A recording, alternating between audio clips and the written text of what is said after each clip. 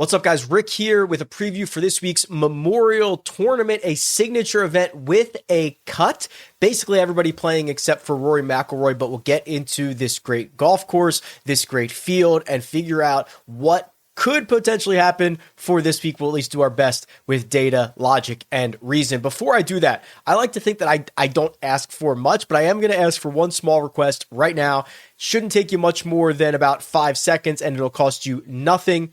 And that is to subscribe to the Second Cut Golf Podcast. This is a podcast that we relaunched after a 10-year run as the First Cut on CBS Sports Network. That show was retired. Mark Immelman and I, Greg Ducharme and I, we relaunched the Second Cut. We've been thrilled with the feedback that we've gotten in the last couple of weeks since we relaunched this, and we just want to do it independent and take it to the moon, quite honestly. So we do recaps after round 2 and after round 4. We do previews. It gets good insight because Mark's out on the golf course a lot with CBS, and Greg has a great instructor mindset, and he's in the fantasy and data side of things. So it ends up being a really, really good team. I'll put the link in the description. Take you 5 seconds and cost you nothing to just subscribe to this channel, and you will not regret it.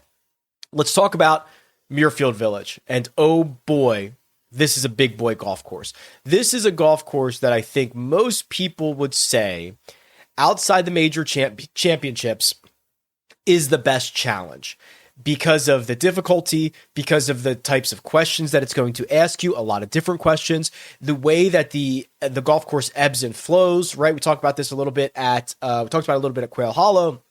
You know, it starts off with 4 holes that are going to play over par. Then you get a little bit of a reprieve on 5, 6, and 7. Then 8, 9, and 10 historically play over par. 12, 13, 14 over par. Your last scoring opportunity, 15, the par 5. And then you just get beat over the head by the 3 most difficult holes on the golf course on 16, 17, and 18. It is such a good, fun, exciting golf course.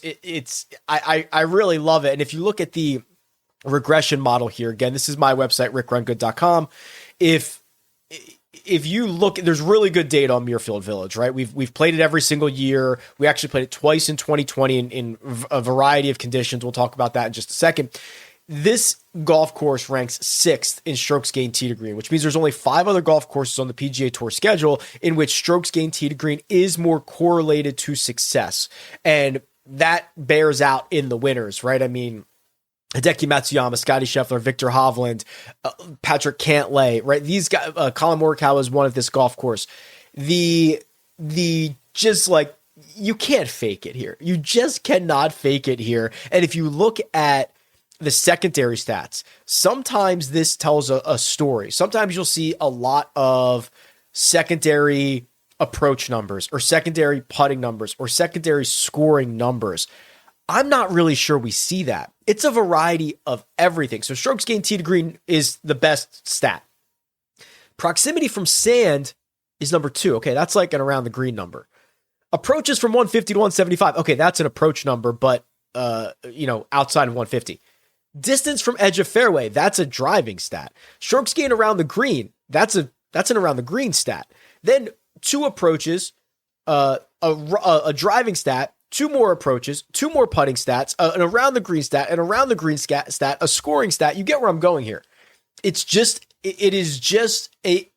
You have to be good everywhere. You just have to be. And you cannot fake it, or you've got to be elite somewhere. So it should be no surprise that if you look at the last 36 rounds, Scotty Scheffler gets a great adjusted fit here. He's just been the best player from tee to green for 3 years. Justin Thomas, Corey Connors, Shane Lowry in the big 4. Bud Cauley, believe it or not, he's the 5th on this list. He gets a very good adjusted fit. He's been playing some phenomenal golf. And when you go down to the off the tee numbers here, what's the preference? Is it accuracy? Is it distance? What was it at Quail, right? All but 1 hole, I think, was accuracy. Or maybe it was distance, but it was all but 1 hole. This is like, you got to have both. You got to have distance. You got to have accuracy. You got to play from the fairway. You got to hit it far. The number of shots that are coming from different areas, just everywhere. You really, really have to have a complete game around this golf course. And I'll remind you, there is a cut for this week's, right? So this is a signature event, but we need a name for the signature events that have a cut. They need to be called like the Legends events because they're the ones that are tied to Legends, right? It's the Genesis with Tiger, it is the API with Arnold Palmer, and it is the Memorial with Jack Nicklaus. So we need like a subset of this, but there is a cut. It's I think it's 50 and ties is the cut. I can't remember if they do the 10-shot rule. Quite honestly, they change it constantly. But there is a cut in this event. It is top 50 out of the 72 or 70 some odd golfers that are in the field for this week.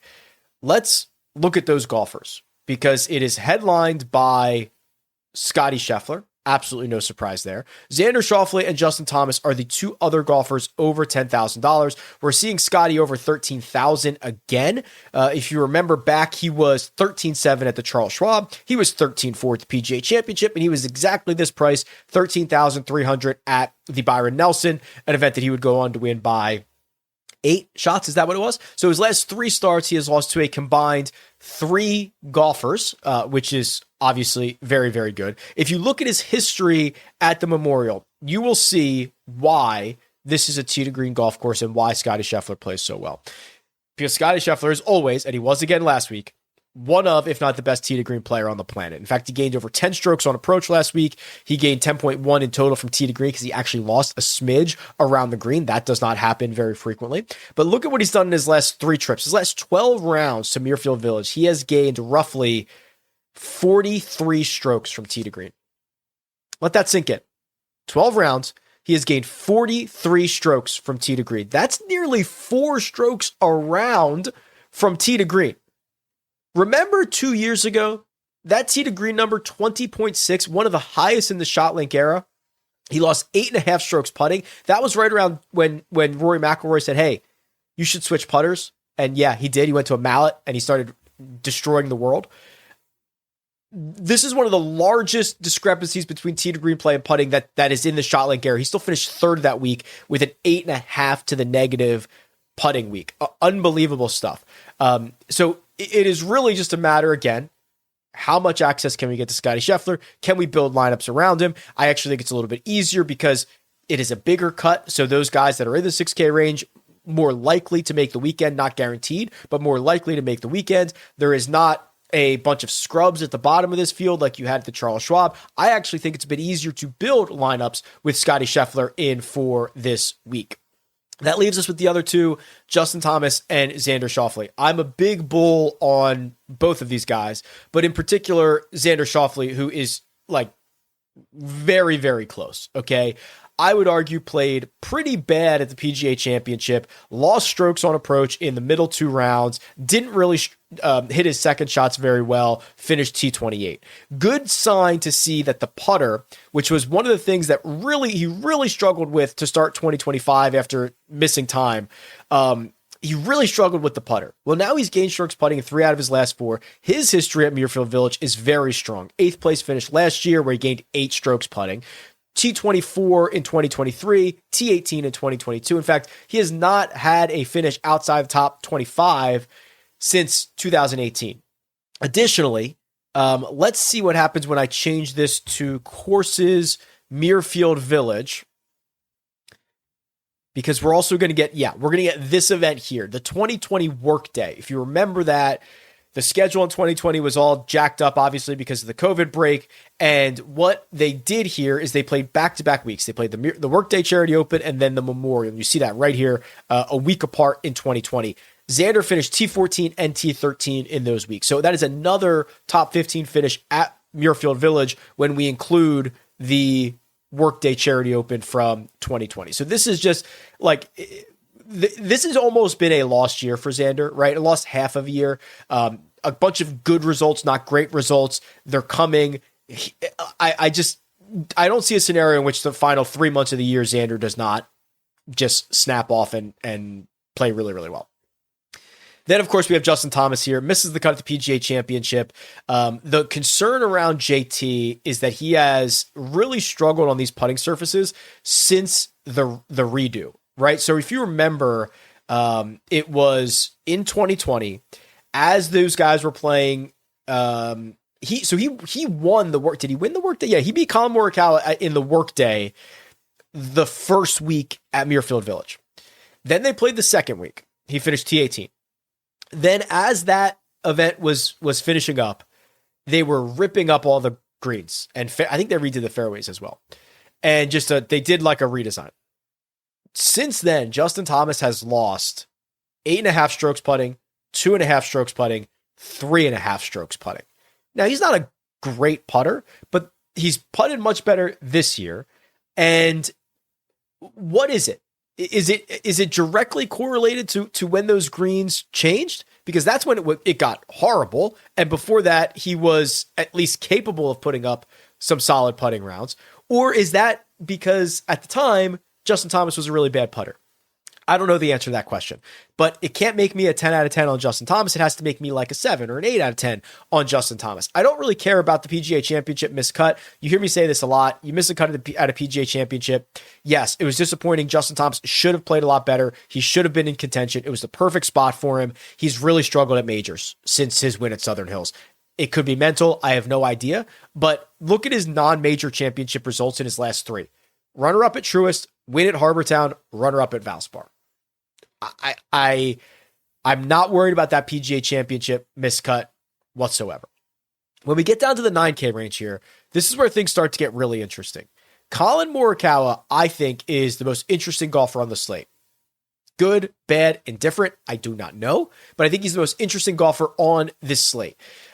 You've heard me say this a million times. He's the best golfer in the world since 2024 without a victory. That is absolutely true. He was miserable at the PGA Championship where he lost strokes on approach every single day. That is a very bad sign. The good news is his 2025 has been generally great. His history at the Memorial is great. This also doesn't include the runner-up finish that he had at the Workday to Justin Thomas. Or did he win that? I guess I should just look it up, right? Like, why am I standing here guessing when I could just literally click it and pull it up here? He won that. Okay, so that was a playoff. He won that against Justin Thomas in 2020. He finished runner-up here at the Memorial in 2021. He finished runner-up here last year. The other little subtle thing, if you remember, he was like 2 shots off the lead going into Sunday 2 years ago. I think he was 2 shots off the lead. Withdrew after the 3rd round. He had back spasms. Something popped up. It never ended up being a long-term thing. It only impacted this event.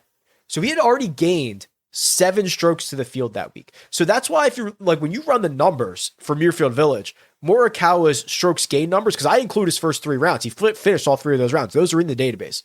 So all 3 of those rounds are included, but the WD looks worse than it actually was. In fact, it was a great finish. It was a great week for Colin, despite having a WD next to it. So let's keep that in mind the rest of the way. I just think that something's brewing under the surface here. He made enough birdies to win the Truist Championship. When you go back and look at that leaderboard compared to how many birdies and eagles were made, Colin was one of the better birdie or better players, that's hard to say, of the week. And he finished T17 because he is putting up too many doubles, too many big numbers, too many stupid mistakes. In theory, that is a lot easier to clean up than going out and making more birdies and eagles. So I have, now it's been 2 weeks since the PGA Championship, the week off. Let's reset this. Another week with Joe Greiner, getting more comfortable on a golf course that's really, really good for him. I think we're about to get a Morikawa run. Golf season has kicked off, and there's no better place to sweat the action than DraftKings Daily Fantasy, the ultimate destination for fantasy golf fans. Right now, DraftKings is giving new customers a chance to play free for their share of millions in prizes with their first deposit on the DraftKings Daily Fantasy app. It's simple to play. Build your dream lineup while staying under the salary cap, then sit back and watch as your players rack up points. Every birdie, every bogey, every clutch putt. Feel the intensity of every shot. Download the DraftKings Daily Fantasy app and enter promo code RickDFS to play free for your share of millions with your first deposit. That's RickDFS for new DraftKings customers. Just download the Daily Fantasy app today. The crown is yours. Okay, I'm going to jump around here a little bit. So I'm going to go to $9,100 for Corey Connors. Look at this. Does this surprise you? Last 36 rounds for everybody in the field. Scotty Scheffler, by far number one. He's basically twice as good as anybody else in this field. It's absolutely crazy. He's gaining 2.8 strokes per round. Bonkers, bonkers, bonkers. Number two, not Xander Schauffele, not Colin Morikawa, not Justin Thomas. It's Corey Connors. Is that surprising? Should be. Should be a little bit surprising, especially if you're not paying full attention. But if you are paying attention, you'll know that outside of Harbour Town, where he finished T49 but played well on Sunday, he's been splendid. Really, really good. I mean, we are talking about picking up at least 7 strokes to the field 1, 2, 3, 4, 5 times in his last 8 starts, and the other ones are still very good. A ton of top 10, a ton of top 20 finishes. In theory, this is a pretty good spot for him. Picked up 7.5 strokes from tee to green here last year, ended up finishing T20. Has struggled on the putting surfaces, which is not really that big of a surprise. Corey Connors is not a very good putter, but he's still been able to put up top 20 finishes. He's gained strokes putting in 6 of 9, and some of them are pretty significant, right? We're talking about +3, +2.8, +2.9, +2.9. That last one was Quail Hollow. That's the last time we saw him. Do I think Corey Connors is going to win this golf tournament? No. Do I think he's going to be a top 10 contender? Absolutely. Do I think he's got a little bit more juice to squeeze out of his current stat profile? Yes, indeed, I do. Patrick Cantlay is next. And actually, I've already named Colin Morikawa the X factor for this week. I could also apply the same logic to Ludwig, and I could also apply it to Patrick Cantlay. Patrick Cantlay, maybe the most frustrating golfer on planet Earth, was entering the PGA Championship in idyllic form, hadn't missed a cut since last year's Memorial, which is also surprising considering the fact that he has so much good history at this place. This is just how annoying he is, right? Comes into last year's Memorial with multiple wins at Muirfield Village, multiple other top 4 finishes, having never missed a cut at the Memorial, misses the cut, and then goes on a stretch of not missing another cut until last time we saw him at the PGA Championship, which is another week where like he's playing well coming in. What are we doing here? Just frustrating beyond belief. Okay, now that I've gotten that out of the way, the Memorial history is great. If I don't care about the miscut from Patrick Cantlay or from Justin Thomas at the PGA Championship, I cannot care about it from Patrick Cantlay at the PGA Championship. I do not like that Patrick Cantlay was essentially lifeless at the PGA. I think he bogeyed his first hole and he was never under par. He never sniffed under par. He never once went on a run. At least Justin Thomas gave us signs of life. He battled back after a really poor start, gave us a chance. We did not see that from Patrick Cantlay. Just kind of rolled over that week. I will match the field on Patrick Cantlay. I will probably be 5% more than whatever the field is. There's rare, I believe, and the numbers bear this out. You know, Muirfield Village is a very sticky course history golf course, right? It's why you see guys like Colin Morikawa, Scotty Scheffler, Patrick Cantlay, all that stuff having really great history. Hideki Matsuyama, we'll get to him in a second. So I'm also a glutton for punishment. I will be warmer on Cantlay than the field. We'll know on Wednesday, the live chat. We'll have a better idea of what the projected ownership is going to be and what that has to be. I'm hoping it only has to be like 18%. I'm hoping he's like 13% owned and I only have to be at like 18% to get. I hope he's not 25 and I've got to be at 30, but we'll deal with that later in the week. Ludwig. What in the world do we do with Ludwig?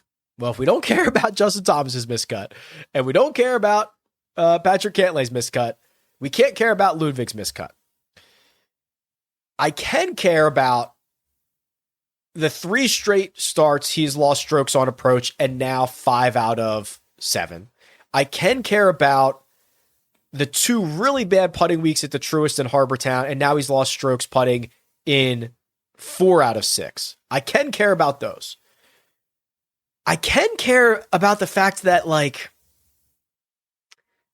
since his win, which was in mid-February, he's played 2 really good rounds, 2 kind of okay rounds, and a couple of average rounds. You know, the Masters, yes, he finished 7th, played phenomenal on Thursday, phenomenal on Saturday.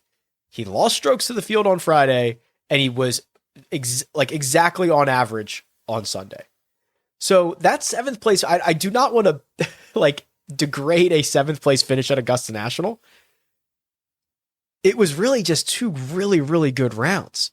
Finished fifth here last year.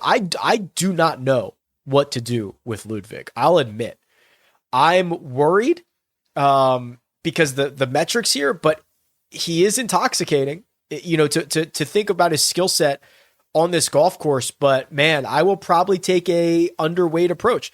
If we're going to be a little bit higher on Cantlay, maybe we're just 5% lower on Ludwig. You can't completely fade him if you're playing, more than 10 lineups, and he's absolutely an X factor. I'm buying Hideki, misses the cut at the PGA Championship again. I won't bore you with it, but if we don't care about those other miscuts, we don't care about that one. Picked up 2.5 strokes tee to green at the Charles Schwab. Played really well on Saturday, struggled on Sunday. Talk about guys that have great history at the Memorial. Hideki's played here a lot. He's got some weird stuff. He was DQ'd. This was the place. I'm pretty sure this is the place he got DQ'd for having whiteout on his driver face. Do you remember that? He just was trying to make like a visual aid a little bit better on his driver. Might have been his 3-wood. And they used whiteout. Well, you can't do that. Can't put a substance on your club. So he was DQ'd that week. Since then, it was a T16 to T8 with really, really good stat profiles. Listen, when Hideki is on, he's one of the best players in the world. I love that he's picked up strokes putting in 3 straight. I love the way he played at Truist, even though he struggled on Sunday. This is like, I'm putting 2 or 3 good rounds together every single week. I tend to think that it's easier to make up for the bad round, especially for these really, really high upside, guys who are like literally top 10 players in the world.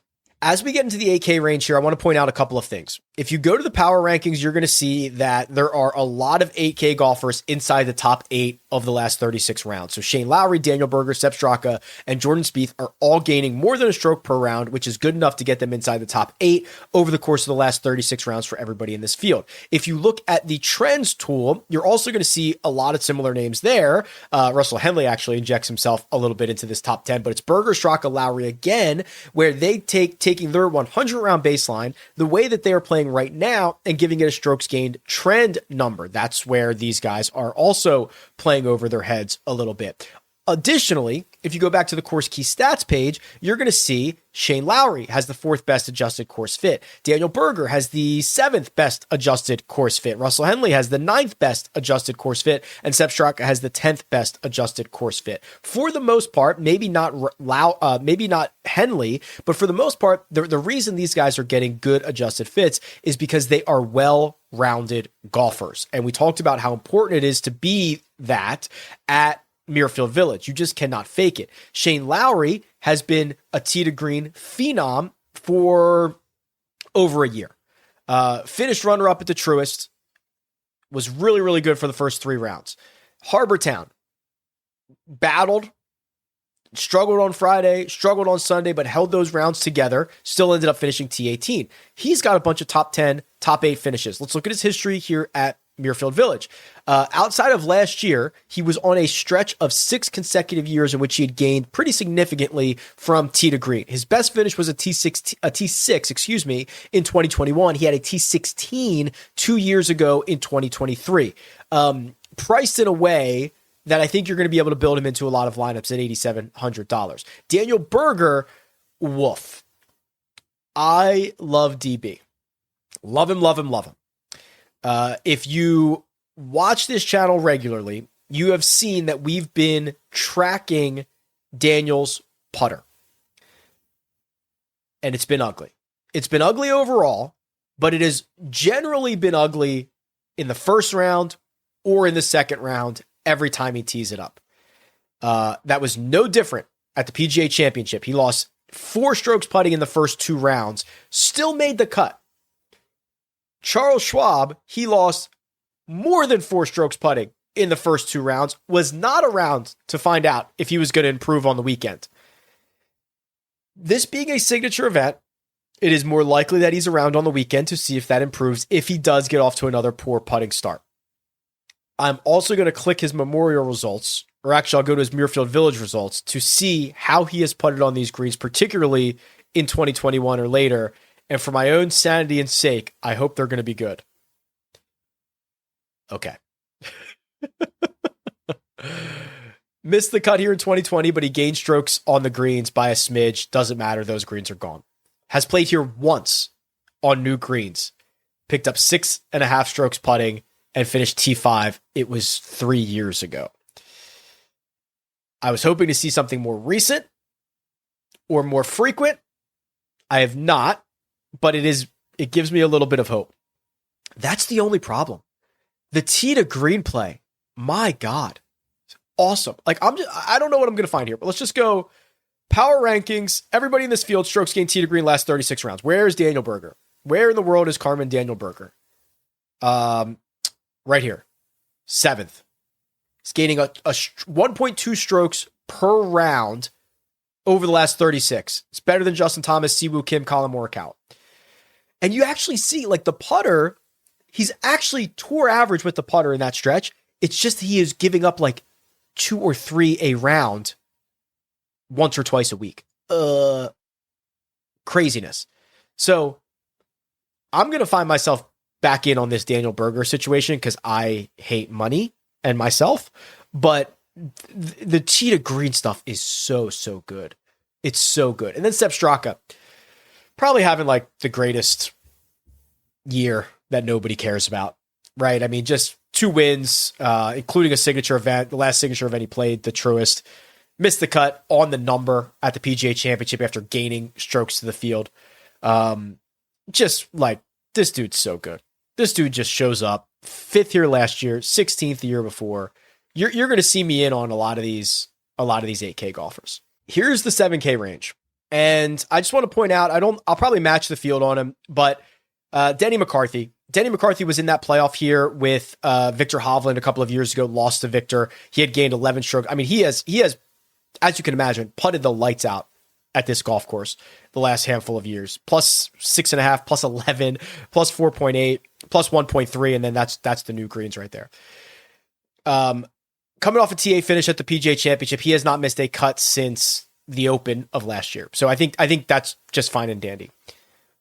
Someone hold me because I'm going to talk myself out of this. I was going to say I think I'm almost ready to get back in on Sam Burns.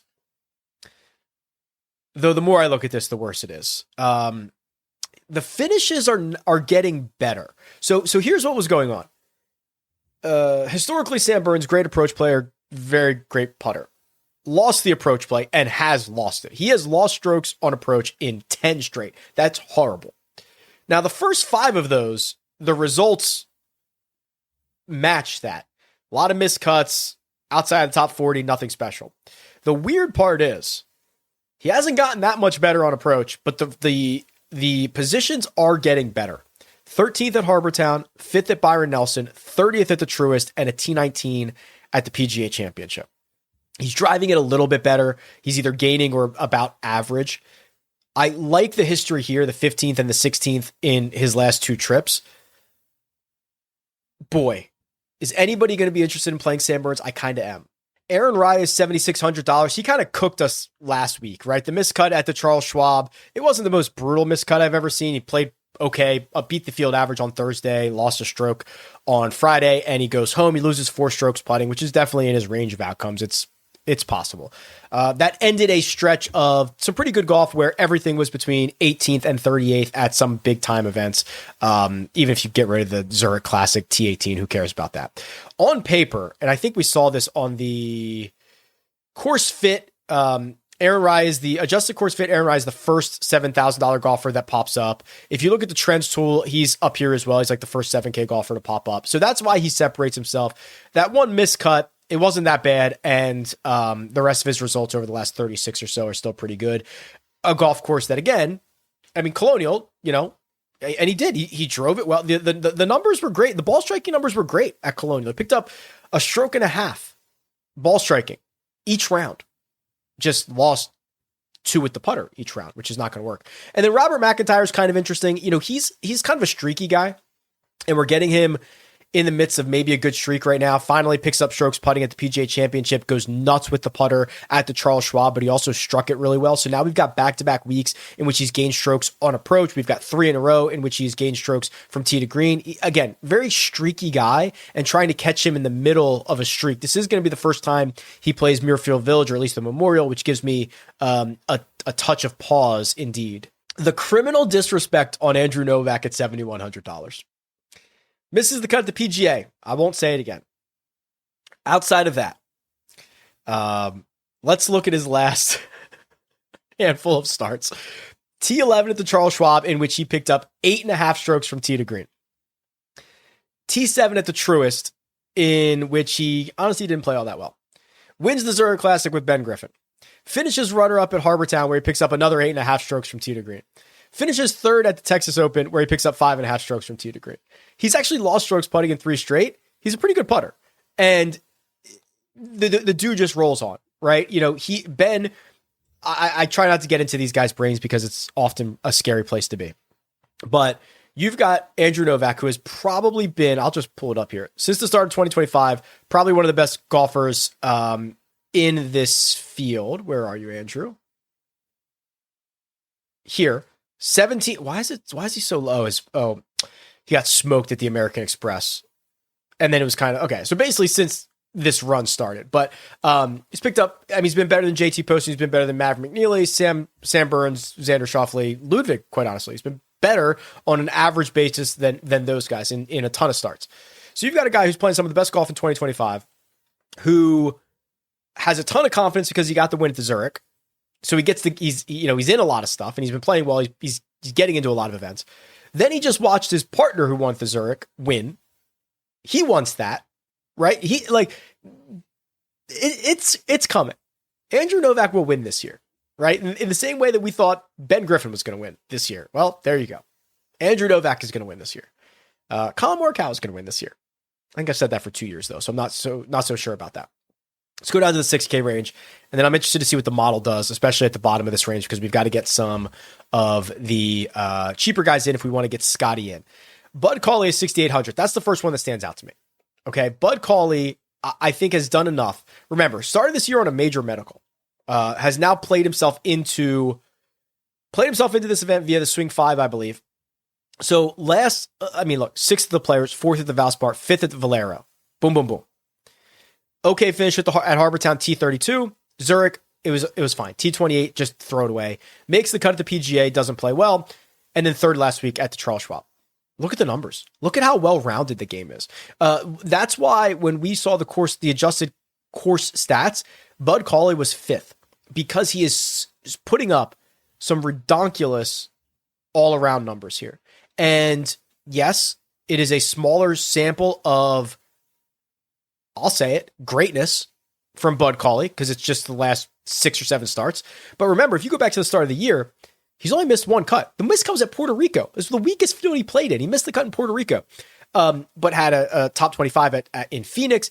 He's healthy again for the first time in a long time, and he's playing great golf. This dude, okay, he was in that same class, right, with Spieth and JT, like all those guys coming out, got into a horrific car accident, set him back like 3 years. Now, like this is what was expected from Bud Cauley. He's playing the best golf of his career right now. So he's the first one that jumps out at me. I do think Christian Bezuidenhout is a little sneaky here. T16 at the Charles Schwab, where he gained strokes throughout the bag. What do we know about Christian? Well, over the last 100 rounds, he's a very, very good putter. Has struggled he had that 3 missed cuts in a row from the Players to the Masters where he struggled with the putter, struggled at Truist, struggled at the PGA. It's weird, right? But before that, you see just all green in that category. What we are seeing now, though, I'm focusing on his last 3 starts in particular. 3 starts in which he's really hit it well.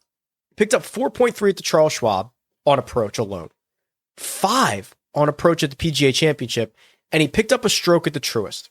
So it added up to be, from tee to green, over his last 12 rounds, it is basically 12 strokes gained per round. Or I'm sorry, that would be a lot. Remember old Sports Center was like, that's his 25th home run. Not in this game. That would be a record. Those were the best days. Those were the best. Stuart Scott, Oh, okay. Sorry. That's what that reminded me of. 12 strokes gained from tee to green in 12 rounds. That's 1 stroke per round. If you guaranteed me that Christian Bezuidenhout was going to gain a stroke per round this week from tee to green, I'd be very, very interested in that. His history here is solid, right? 4 trips, no missed cuts. He finished 4th here last year, and look at the putting numbers. 5.2 in 2020, 1.7, 2.6, 2.5. So what I'm hoping to do here is marry the last 3 tee to green, last 3 approach weeks with the historic putting that Christian has in his career and also at this golf course. That's what I'm looking to marry here. I think he's pretty sneaky. I'm actually going to favor him before I forget that. Let's see what the model has to say about this, because I think we can be pretty strong here. You know, this is it's a great field. These guys all play most of the same events together. So what we're going to do is, let's not be stupid. We're going to do strokes gained tee to green, last 36 for, 40, 50? Let's say 50, because that encompasses 3 different stats. It's a very good stat, and it is a stat that correlates very highly to success this week. Let's just call it 50. Then let's go to course history and put 15. Okay. Then let's go to difficult golf courses and put another 15. Sure, Rick. Do we need anything on putting?